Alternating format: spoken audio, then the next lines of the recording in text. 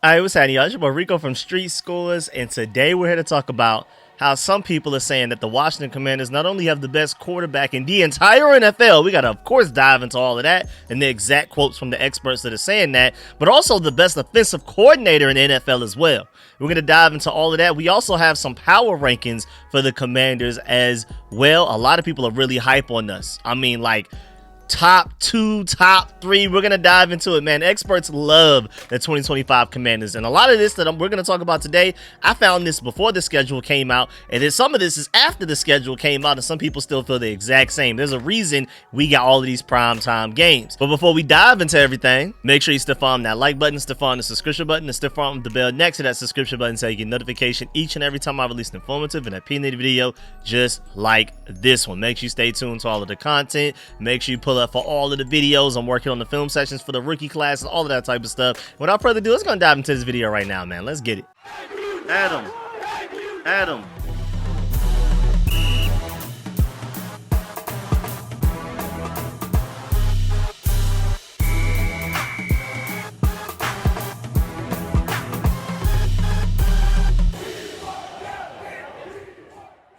All right, so first up, I want to talk about Jaden Daniels. And all the way back on May 5th, Alex Smith was on some sort of a podcast. He was on USA Today, actually. And he was asked, like, did Jaden Daniels have the greatest rookie season in American sports history? And he basically was saying yes. Like, not even just football. American sports history. And of course, this is coming from a guy that has played quarterback and a guy that actually really did not like his organization. After he was officially done with football, he was talking down on us pretty much every chance that he got. So for him to show this much love towards Jaden Daniels, that shows that he's completely objective and he truly means it, that this boy Jaden Daniels is different. Now let's start to dive into what a lot of the experts are saying, starting with Pro Football Focus right here. I thought this was a really interesting concept. They said players who can become the best at their position in 2025, and this is just offense alone. They're saying that, of course, Bijan Robinson of the Falcons has a chance to become the best running back in the NFL. Malik Neighbors has a chance to be the best wide receiver in the NFL. My Georgia dog, you know what I'm saying? Brock Bowers has a chance to be the best tight end in the NFL. They feel like Zach Tom has the chance to be the best tackle. They feel like Dominic Pooney of the 49ers can be the best guard. They feel like Zach Frazier can end up being the best center. They're not saying that these guys are that. They're just saying if they had to pick for a guy to dethrone the current best player at their respective position, it would be these guys. And of course, you see Jaden Daniels right there at the top. And I mean, they love Jaden Daniels so much, they made him the graphic. They don't have pictures of anybody else. It's just Jaden Daniels on the screen only. And I love that hype, man. I mean, I think there is a serious chance for him to prove himself. He beat Joe Burrow last year in an offensive duel. It wasn't even like our defense stepped up and played very well. They made a couple of stops when they needed to, but at the end of the day, Jaden Daniels literally just outperformed Joe Burrow, plain and simple. And then he got to face Lamar Jackson last year, but that wasn't his fault that he lost to Lamar Jackson. That was one of our worst games of our entire defense. And then this year, he gets to go up head on with Bo Nix, with Pat Mahomes, with Jalen Hurts twice, of course, potentially Russell Wilson at least once when he plays for the Giants. We'll see how that goes. We have Justin Herbert. They haven't played against each other since Jaden Daniels was a true freshman at Arizona State, while Justin Herbert was the starting quarterback on the way to the draft of the number 6 Oregon. And Jaden Daniels on that worse Arizona State team compared to Oregon, and the way younger quarterback outdueled him. He's going to get a chance to go against Tua. He's going to go against Jared Goff. I mean, he's running through a lot of the gauntlet. He already beat Baker Mayfield last year in the playoffs. He already beat Jared Goff as well, but he'll get to go against him again. I mean, he's going to have the chance to really stake his claim yes, I am arguably the best quarterback in the entire NFL. He's trying to go on an MVP run. And then so shouts out to Top 1 Fantasy. Post-draft, this is their rankings of quarterbacks in the NFL. And as you can see, Jaden Daniels number 1, but we can work our way from the bottom up. They have Bryce Young 14, Caleb Williams 13, Jared Goff 12, then Pat Mahomes all the way down to 11. It's crazy. Drake made 10th. I don't know what this is now. Granted, this is fantasy football, but still.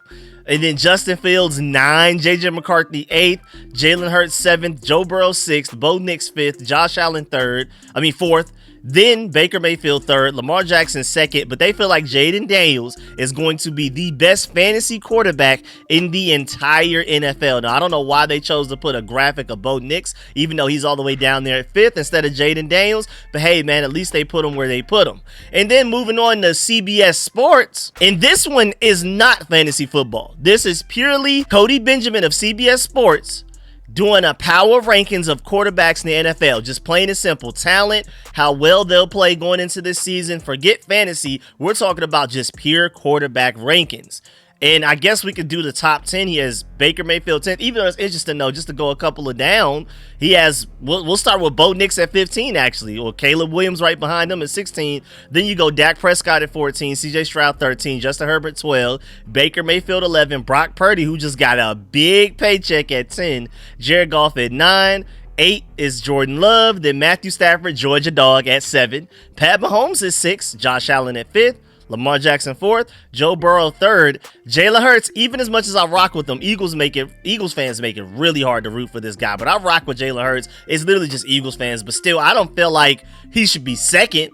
But hey, man, I agree with that. Jaden Daniels is first. And he even said, he gives like an explanation to why he gave each ranking. He said for Jaden Daniels, recency bias? Sure. But you'd be hard-pressed to find an NFL team that wouldn't hurry to claim him as its quarterback of the present and the future, contenders included. He was simply unflappable for much of his dynamic debut, which ended on the doorstep of the Super Bowl. A second-year dip is possible, but who says Daniels won't keep climbing with some added veteran help in DC? And I completely agree, man. I mean, the way that we made sure that this offensive line is going to probably end up like top 5 in the NFL this year, you got him more weapons. Hopefully, Ja'Cory steps up at running back to finally provide some explosion and home run speed in the running back room, which we didn't have last year. You know, I just feel like and then how hard of a serious of a work ethic that Jaden Daniels has and his all of that stuff. Like, he's going to be the first one in, last one out. He outworks everybody. I feel like he probably outworks most of the quarterbacks in the NFL, if not all of them. And so I just don't see why he would have a sophomore slump, because I feel like the whole CJ Stroud sophomore slump thing is a little overblown. Like, he still had a really good season. It was just a lot of things around him that didn't work out too well. And most notably, his offensive line was horrible. Jaden Daniels is about to have what I, again, believe is going to be a top 5 offensive line in the NFL. And his weapons got better. CJ Stroud, all of his weapons got hurt. So it wasn't even CJ Stroud's fault, but for the same exact reason, I think, if anything, Jaden Daniels is going to get even better. And with all of the help that he finally has around, remember, he carried this team on his back to 14 wins, 12 wins in the regular season, 2 in the playoffs, reaching the NFC Championship game. He carried us. And that's another thing, too. Like, with the sophomore slump, I would understand if a lot of our wins were luck. But it was literally Jaden Daniels carrying a team on his back and winning the game himself a lot of the time. You can maybe argue the Hail Mary is luck, but Falcons overtime was not luck. Most of those games, the Detroit Lions game was not luck. And, I mean, maybe you can make the argument of Baker Mayfield fumbling in that Tampa Bay game, but Jaden Daniels led that game to a game-winning drive. He set a record in the NFL for the most touchdowns in the final 30 seconds of a game or overtime in NFL history. It just period, and he did it as a rookie. I just don't see how. I'm not seeing where this sophomore slump could come from, because you can even look at areas of his game and be like, man, he can improve in that way. You know what I'm saying? There's certain ways that he can improve, and this guy had to lead our team in rushing last year. Imagine with help around him and a really good running game is going to do to him, man. He's going to be even better, so I just don't see it at all. I think, if anything, if I had to put money on he's going to get better or worse, I would throw all of my chips on him getting better. I'm that confident in it. Now, moving on to power rankings, starting with Rich Eisen. He has the Commanders as his second team in his power rankings. To do the top 10, he has the Buccaneers, 10, then moving up, the Lions, then the Vikings, then the Broncos, and that's because of the defense. Bo Nix is cool, but that's arguably the best defense in the NFL right there. Then you have the Bills, then the Chiefs at 5, then the Rams, then the Ravens, then the Commanders, and of course he has the Eagles number 1.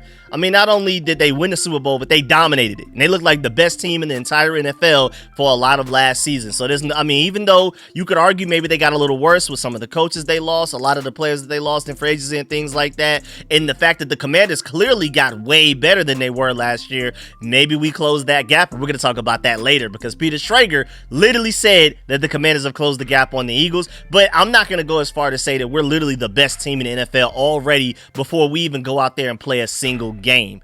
But These were technically his way too early NFL power rankings. He did this after the draft, and he feels like the Commanders deserve to be the second best team in the entire NFL. And, I mean, you could argue that, I mean, especially outside of fumbles, but even including the fumbles, the Commanders put up a better game, especially the first 3 quarters, than the Chiefs did in that Super Bowl. So, I mean, I can see where you're trying to compare, well, how did this team do against the Eagles compared to another team, how they did against the Eagles?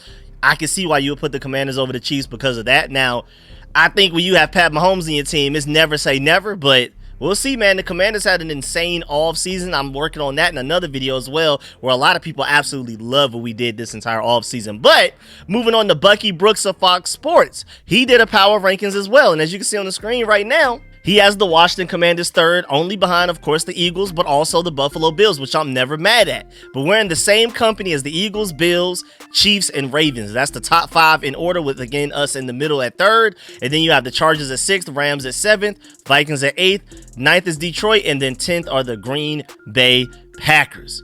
And man, hey, I like the company that we're around right now. You know what I'm saying? And to have us above the Chiefs and the Ravens, really significant. I think that goes to show how much of a great offseason we had, and also just the trajectory of where this team and this franchise is headed. Because when we played the Ravens, we were better by week 17 last year than we were when we played the Ravens earlier in the year. Like, we were a team that was getting better by the week.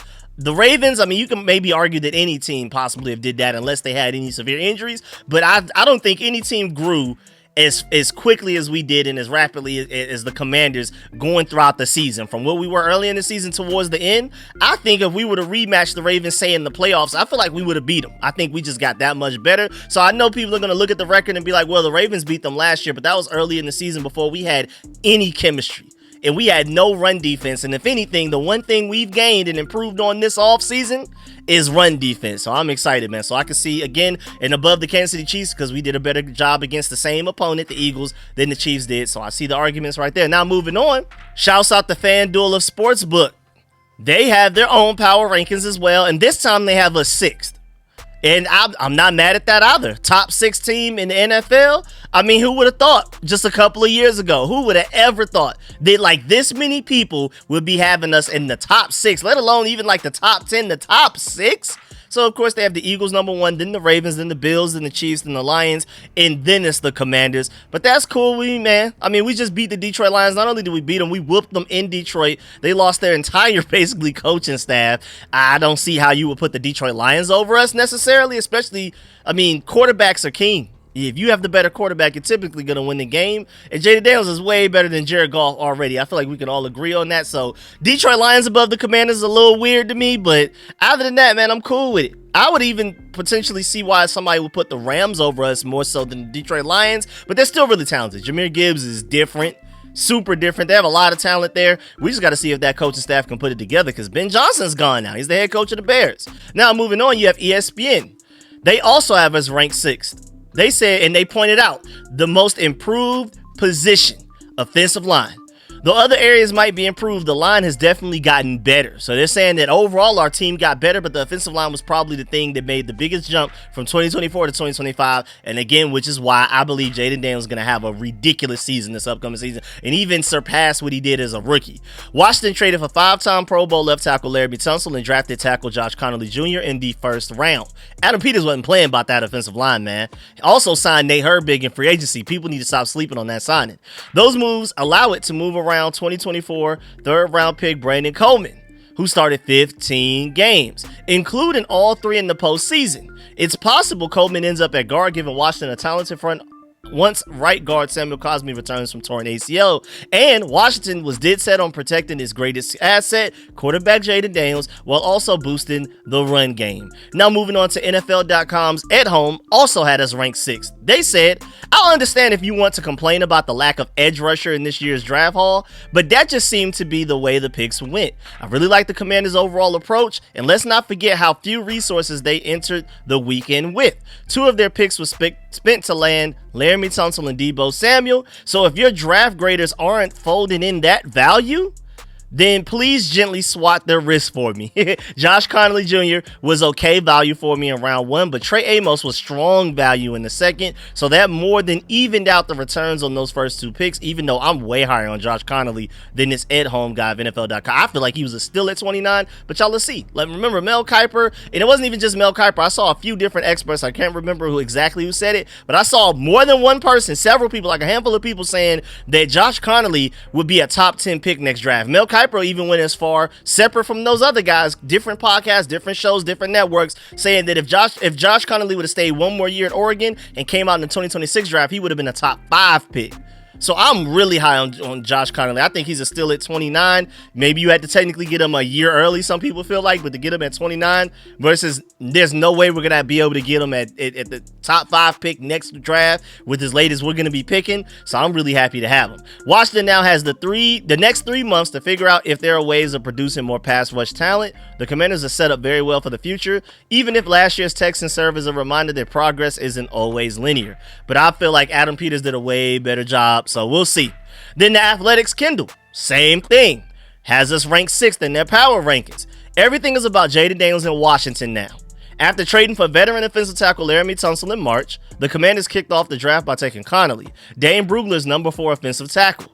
The Commanders helped the defense too, with what could be one of the second round's best selections, Ole Miss cornerback Trey Amos.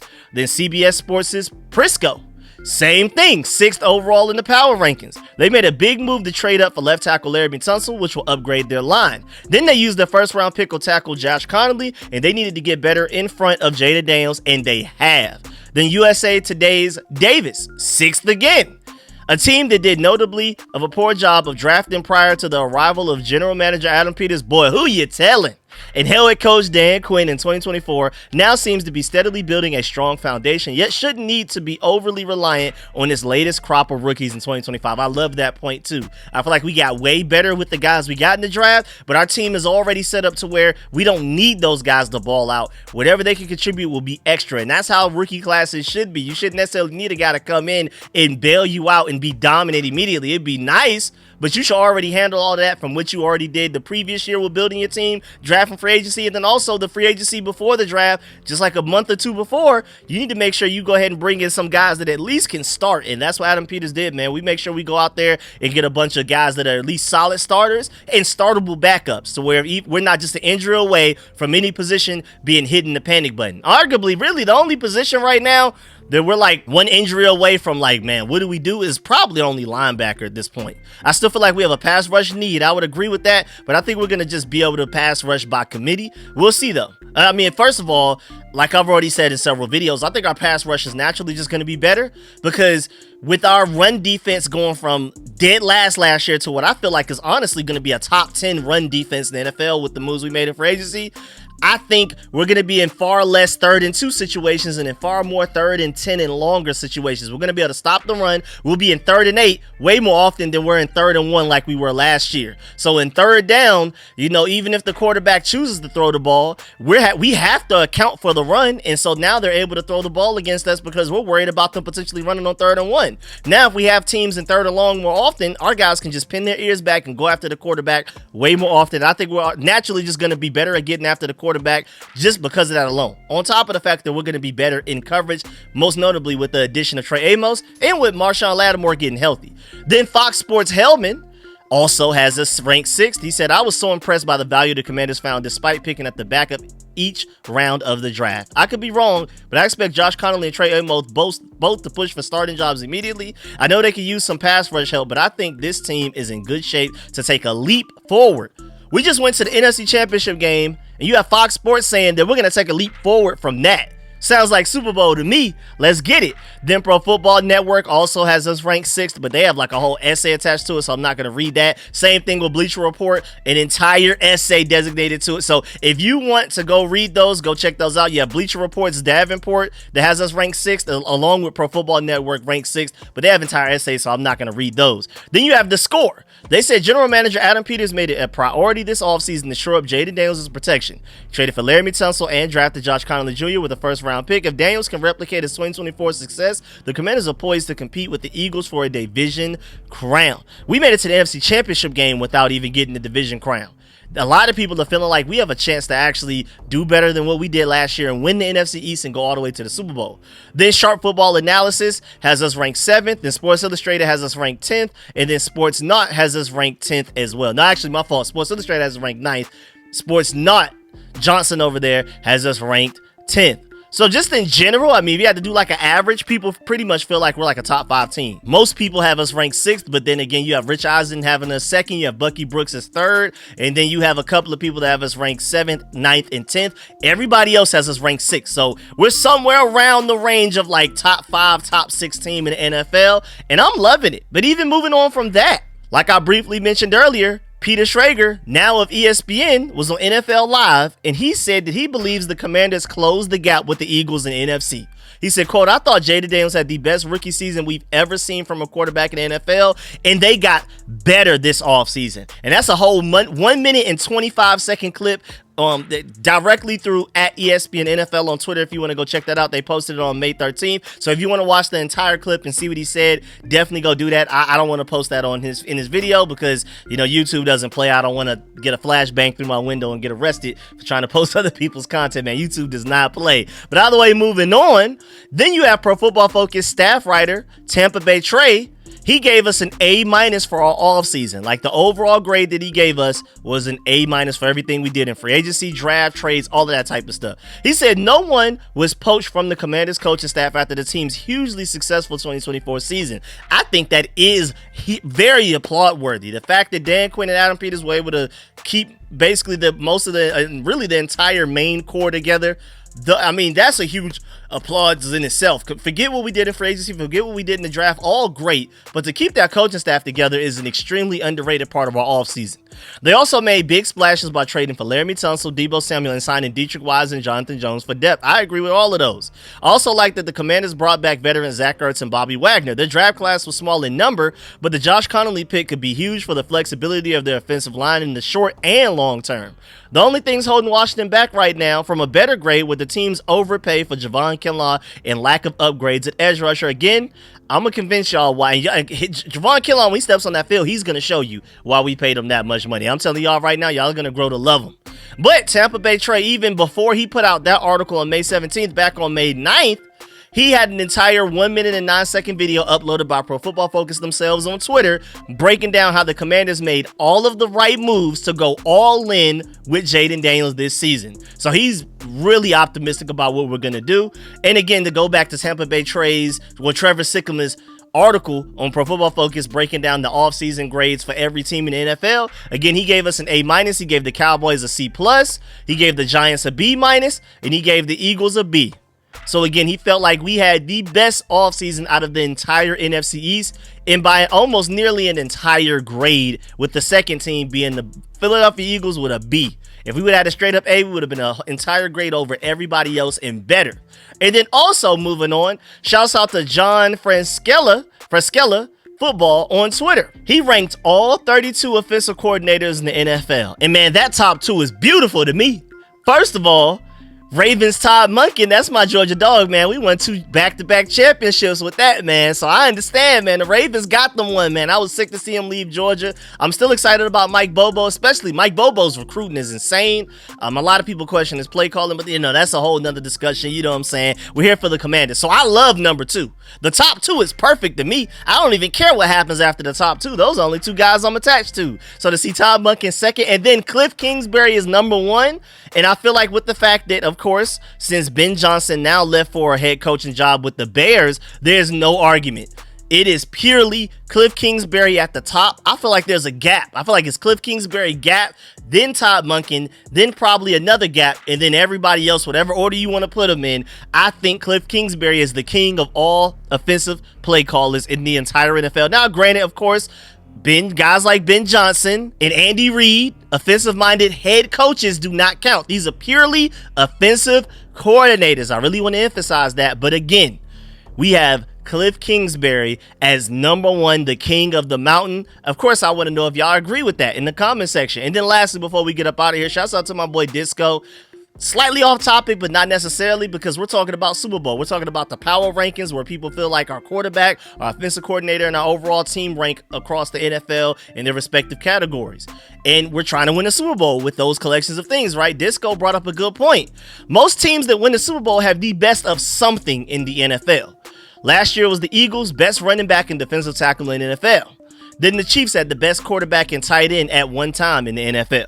Then the Rams had the best defensive tackle in the NFL and arguably of all time. Patriots, best quarterback of all time. Bucks, same exact quarterback, best quarterback of all time. And I think that's a really solid point, that a lot of the times when these teams are winning Super Bowls, they typically have the best of something. I think Jaden Daniels gives us our chance to have the best quarterback. Going back to the fact that Cliff Kingsbury is ranked the #1 offensive coordinator, I think that's going to matter a lot. I think Adam Peters is doing what he can to surge up there as the best general manager. I think our offense has top 5 written all over it. Top 5 offensive line, specifically my fault. And I feel like our offensive line can compete to be arguably the best offensive line in all of football, which is a good idea because that Giants front 7 is serious. That Eagles front 7 is serious with all of them Georgia dogs on it. And then you can't forget the Cowboys with Micah Parsons. So our offensive line had to be ridiculous for us to even have a chance. We had to go against these teams 6 times a year in total. So the offensive line had to be super on point, and Adam Peters did everything that they could to make sure that they put together the best offensive line possible. We have so much depth. We now have 3 starters as backups. Nate Herbig was supposed to be the starting center for the Steelers last year, but then he got hurt for the entire season. Nick Allegretti and Andrew Wiley were literally starting for our offensive line last year. They're backups now. This offensive line is not only insane at the top, the 5 starters, but also the backups are all, at least 3 of them are starting contributing guys. I mean, Trent Scott, when Samuel Cosmi got hurt against the Detroit Lions, he played literally almost to a Pro Bowl level at guard. So the offensive line depth is insane. So I feel like those are our contentions for what we may have the best of in the NFL. I love our receiver core. I love our secondary. I love our run stopping ability on the defensive line. And I like our linebackers a lot as well. But if we're talking about our chance to be the best at something out of the entire NFL, quarterback, offensive coordinator, and offensive line are probably our best bets right now. And that is how you win a Super Bowl. But yeah, man, that's the end of this video. Please get in the comment section. Let me know if you about everything discussed in the video. Please stiff arm that like button, stiff arm the subscription button, stiff arm the bell next to that subscription button so you get notification each and every time I release an informative and opinionated video just like this one. Really appreciate y'all. I know this video is coming out late, man, but I've been busy, but I really appreciate y'all for staying tuned and supporting every video. If you made it this far in the video, I really appreciate you. Salute to you, man. Y'all are the GOAT, man. I really appreciate y'all. And, of course, mainly, most importantly, let me know in the comment section if you agree or disagree with any of my points, any of the points of these experts where we're ranked the power rankings, Jaden Daniels being the best quarterback in the NFL, Cliff Kingsbury being the best offensive coordinator, all of that, man. Let me know y'all thoughts on everything discussed in this video, and make sure you leave a like on the way out. I'm gonna catch y'all later. Appreciate y'all. I'm out.